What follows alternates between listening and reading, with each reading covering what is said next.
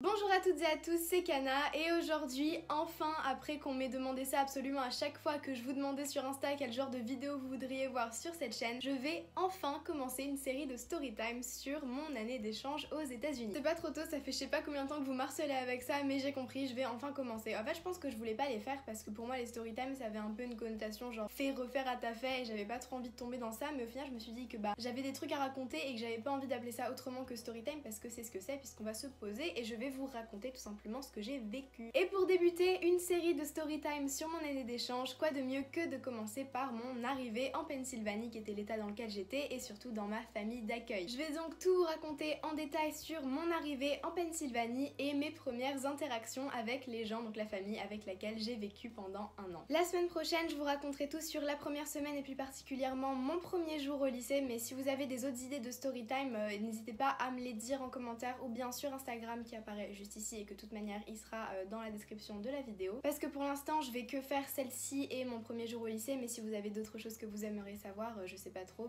n'hésitez pas à m'en faire part, je verrai si j'ai des trucs intéressants à raconter là-dessus ou pas. Du coup c'est parti, on va commencer mon arrivée en Pennsylvanie et mes premières interactions avec ma famille d'accueil, storytime. Put your head on my shoulder.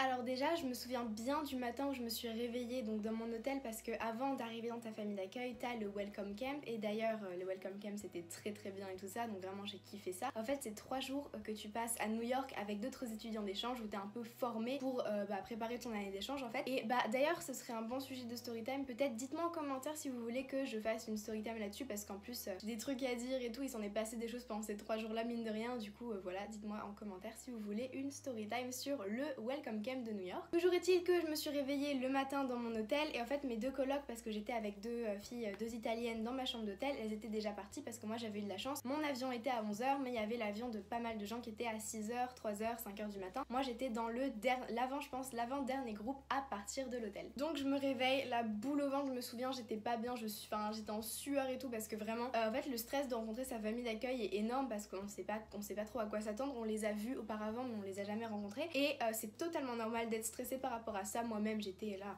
j'étais pas bien du tout, mais c'est pas grave, c'est complètement normal, c'est logique de stresser. Donc j'ai pris une grande inspiration et j'ai expiré et je me suis dit ok, aujourd'hui tu vas gérer, tu vas slayer la journée, vas-y ma puce, c'est bon. Et du coup voilà, je me suis habillée, je me suis maquillée légèrement parce que bon j'allais prendre l'avion, j'allais pas non plus faire un full on make-up. J'ai vérifié que mes valises pesaient bien moins de 20 kilos, même si la limite c'est 21, moi perso je préfère les avoir à 20, comme ça je suis sûre que je vais pas avoir de problème à l'aéroport. Donc après m'être préparée, je suis allée dans la chambre d'un de mes potes, enfin de ceux qui étaient là parce qu'on était une dizaine qui restaient à l'hôtel et on s'est marré genre pendant 1 heure, on attendait tout ça. Il y en a un qui a fait le poirier, enfin c'était, je me souviens que c'était assez drôle. J'ai dit au revoir à tout le monde, je suis sortie de l'hôtel et avec le groupe avec qui j'étais, les 2-3 étudiants d'échange, je pense qu'il y avait un allemand et 2 italiens, je me souviens plus exactement mais bref. On est parti à l'aéroport avec des encadrants de STS qui sont venus avec nous. On monte dans le van, on part de l'hôtel avec nos valises et tout ça bien entendu et on arrive à l'aéroport, on enregistre nos bagages, il n'y avait pas grand monde honnêtement, ça allait. Et là vient le moment où il faut qu'on passe la sécurité, du coup on se met dans la queue et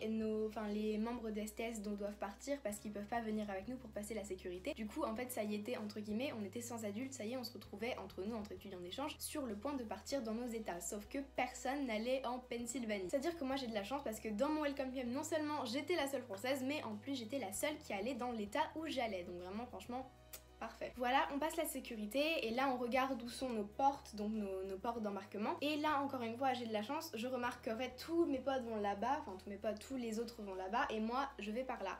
Donc je me dis bon, je vais pas risquer de louper mon avion, on va éviter. Et du coup on se dit au revoir, bonne chance, tout ça. Et on part chacun de notre côté, donc eux ensemble et moi toute seule, vers ma porte. Donc là ça y est, j'étais de nouveau toute seule. Ça peut paraître terrifiant d'être tout seul dans un aéroport et de pas avoir d'adultes autour de soi, ni d'endroit où aller vraiment, mais en fait les aéroports c'est assez simple de s'y repérer, il y a des flèches partout et il suffit juste de trouver sa porte et à partir de ce moment là c'est super simple. Et personnellement j'ai l'habitude de voyager, donc pour moi me repérer dans un aéroport c'est pas un problème. Donc voilà, je m'installe, je repère où est ma porte, je vais acheter une pomme, je mange ma pomme parce que j'avais pas l'estomac conditionné là pour manger plus qu'une pomme, du coup voilà je mange ma pomme au calme et ensuite j'attends, enfin voilà, j'étais sur TikTok, j'étais sur YouTube etc, donc j'attendais pendant 1 heure que mon avion arrive et qu'on puisse embarquer. L'avion arrive, j'embarque, je vais à mon siège, j'étais pas côté fenêtre donc ça m'a un peu gâché mon moment. Mais bref, l'avion décolle, je passe les 1h, j'avais que 1h10, il y en avait, ils avaient 5 heures et tout de vol aux États-Unis parce que c'est méga grand. Moi perso, la Pennsylvanie c'est juste en dessous de New York, donc j'avais que 1h10 de vol. Pendant les 1h10, j'étais comme ça sur mon siège, je regardais autour de moi, j'ai juste écouté de la musique, j'ai pas regardé Netflix ou quoi parce que j'avais des trucs téléchargés sur Netflix, sur mon tel, sauf que je les ai pas regardés, j'étais vraiment comme ça, avec ma musique dans les oreilles et je réfléchissais, j'étais là, je m'imaginais 4 milliards de scénarios là sur ma rencontre avec ma famille d'accueil, j'étais là, tac tac tac, possibilités, comment va falloir que je réagisse, est-ce qu'ils vont me faire un câlin, est-ce qu'ils vont juste me faire coucou, est-ce qu'ils vont me serrer la main, un carnage. Bon bref, c'est normal d'avoir des doutes comme ça, mais moi vraiment j'étais là comme ça sur mon siège. Pendant 1h30, les gens ils ont dû croire que j'étais complètement tarée. Bref, après 1h10 de stress complet, parce qu'en plus là j'avais bien eu le temps de ressasser, de penser, de me faire mes scénarios et tout ça, on arrive, l'avion atterrit à Pittsburgh. Donc voilà, je prends ma petite valise du dessus de mon siège, je prends mon sac, je taille de l'avion. Et là, en fait, je savais pas trop où aller, du coup, je regarde un peu les panneaux, où est-ce qu'on peut récupérer nos valises, parce que moi, tu vois, avant, je me suis dit, avant de rencontrer ma famille d'accueil, récupère ta valise, parce que bon, ta famille d'accueil, tu sais très bien que tu peux les appeler, ta valise, faut vraiment que tu la récupères, parce que j'étais pas bien de savoir que ma valise était pas avec moi. Du coup, moi, vraiment, dans ma tête, c'était valise, valise, valise, et après, tu cherches ta famille d'accueil. Donc moi, j'étais vraiment focus sur, je vais récupérer ma valise. Du coup, je prends une espèce de petit métro, mais tu sais, les métros d'aéroport quoi, c'est pas vraiment des métros, mais c'est juste pour aller d'un terminal à l'autre, parce que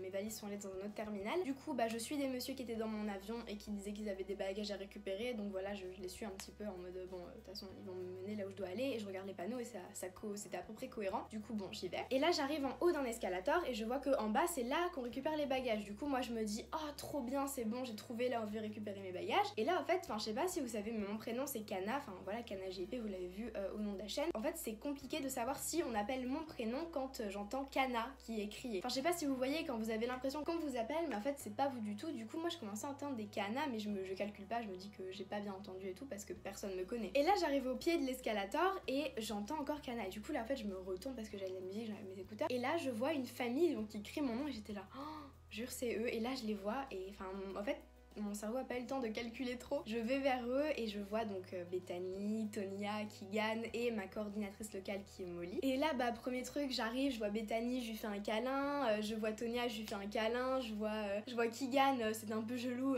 frère d'accueil, voilà, c'est pas la même vibe, du coup, enfin, genre, je lui fais un câlin, mais voilà, je vois Molly aussi, je lui fais un câlin. Et enfin, c'est bizarre sur le moment, je saurais pas trop dire ce que je leur ai dit, c'était genre, hey, how are you? How was your trip? Et bref, moi j'étais un peu en mode, hi, nice to meet you. Et c'était bizarre, mais à la fois c'était super sympa, ils étaient hyper chaleureux et tout. Et du coup voilà, je dis bonjour, je me présente, ils me connaissaient, ils savaient tout ce que je leur disais, mais vas-y, au calme, je me présente vite fait. Et je leur dis merci beaucoup de m'accueillir, c'est vraiment un honneur d'être là, je suis trop contente, j'ai trop hâte d'apprendre à vous connaître. Bref, je fais la meuf chaleureuse, enfin je suis chaleureuse, je suis quelqu'un de gentil, de poli, de chaleureux, mais là vraiment j'exagère, c'est très là de ma personnalité parce que j'ai pas envie qu'ils m'aiment pas. Et du coup là je commence à dire bon, faut qu'on récupère mes valises et qu'on aille chercher la voiture pour partir de l'aéroport, on va pas rester là, tu vois. Sauf que en fait là ma mère d'accueil, donc Tonia, dit à Keegan d'aller chercher la voiture et nous on va aller chercher nos valises. Sauf que 20 minutes plus tard, nous on avait nos valises et Keegan il galérait à chercher la voiture, on a mis genre 30 minutes à trouver la putain de voiture sur le parking. Mais ensuite ça a été, on s'est posé dans la voiture, c'était au calme. Et du coup sur le trajet de Pittsburgh à Canonsburg, j'ai appris un peu à connaître et tout ça. Et en fait